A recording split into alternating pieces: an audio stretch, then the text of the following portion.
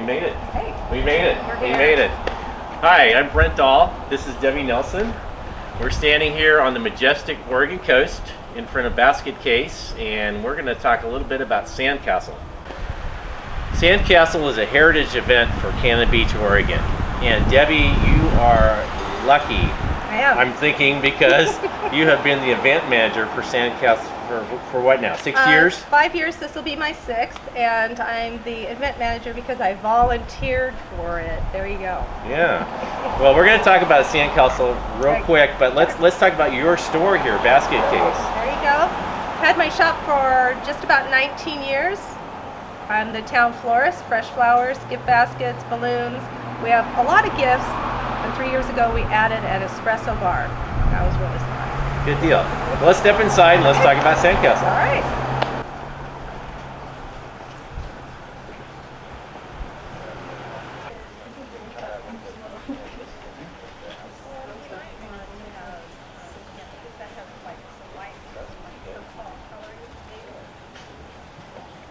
Subcommittees and are just going with it because they all know I can do it.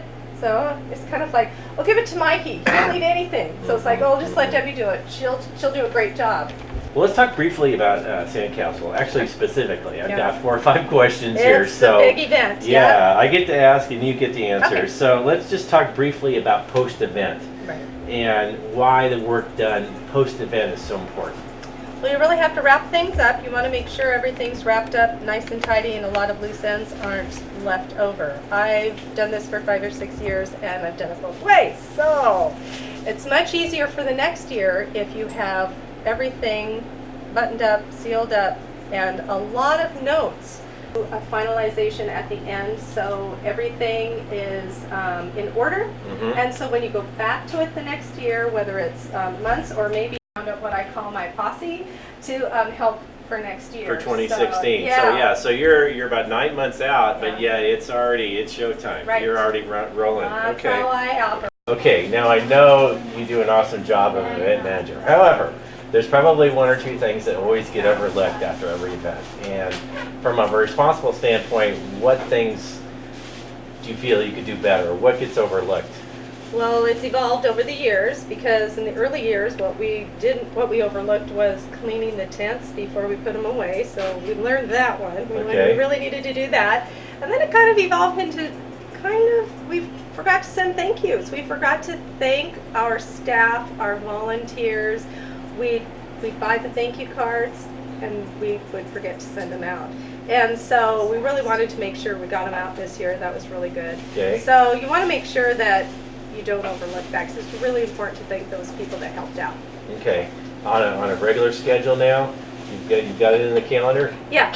And, well, it's really important just to have that be a subcommittee and have a subcommittee head say, I'm in charge of thank yous, or I'm in charge of all mail, everything that goes out that way. Yeah. Great idea. Yeah, helps. So let's talk about stakeholders and sponsors for a second. Right. Post-event, how do you go about thanking your sponsors, and then perhaps looking to the future? How do you approach future? Well, I always think my sponsors, we're a small town, and I'm not sure how this works in larger towns, but I always verbally thank them. I call them, or I will run into them here in town and make sure that I thank them. And I think that goes a long way.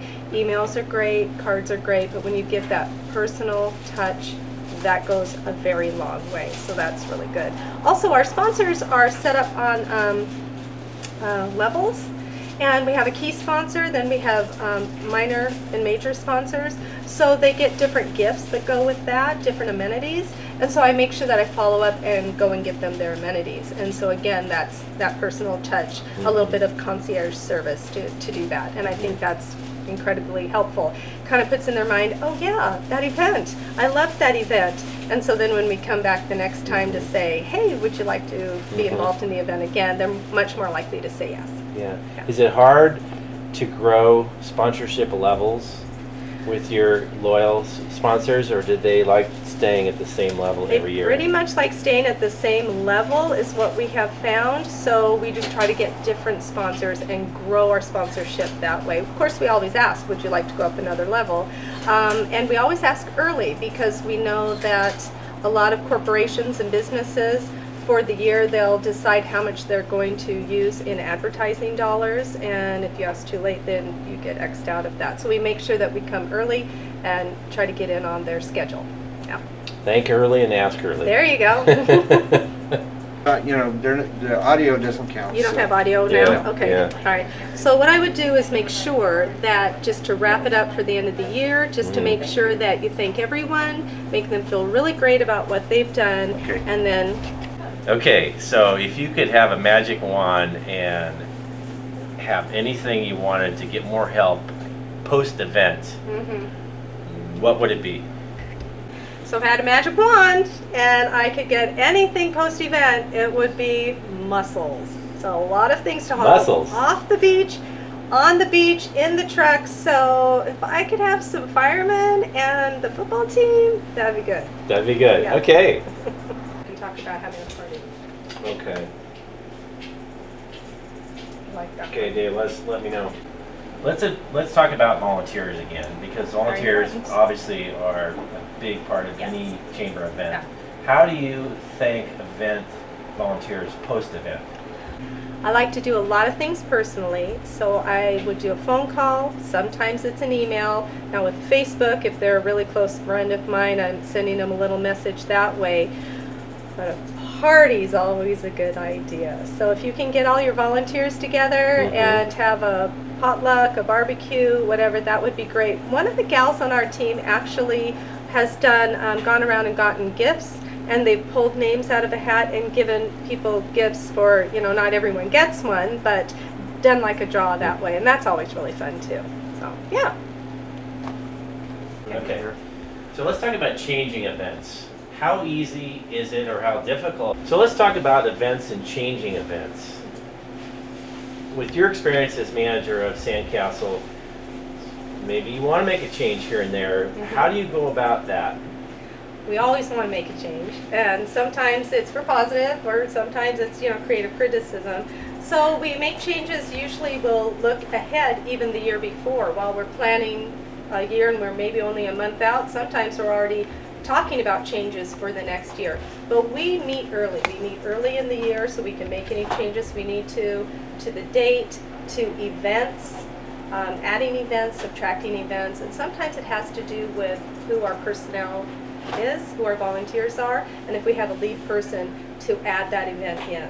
Like when we added the fun run, we had a gal that said, add a fun run, I want to be in charge of it, I'll do it all, I'll get you some volunteers, but I'll do it all, I'll head it up, please put one in. So we did.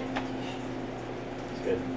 Any last minute advice for other event managers working in chambers across the United States? Any advice you'd love to give your peers? Yes, if you can pick your own posse, those that you're working with, that is key. You don't always get a chance to do that. Sometimes you are given a group of people to work with, or you're given, volunteers or a board to work with, and that can work too. But if you can at least add some of your own, sometimes it's friends, family, sometimes it's co-workers, or people that you know that have excelled in one of the aspects of your event. Get them on your team as quickly as you can, and everything works out a lot better. How about it? Got all of our Maryberry stuff, which is very popular. I know. Everybody loves it because it's an Oregon berry. So, and then over here is all the beaches. No.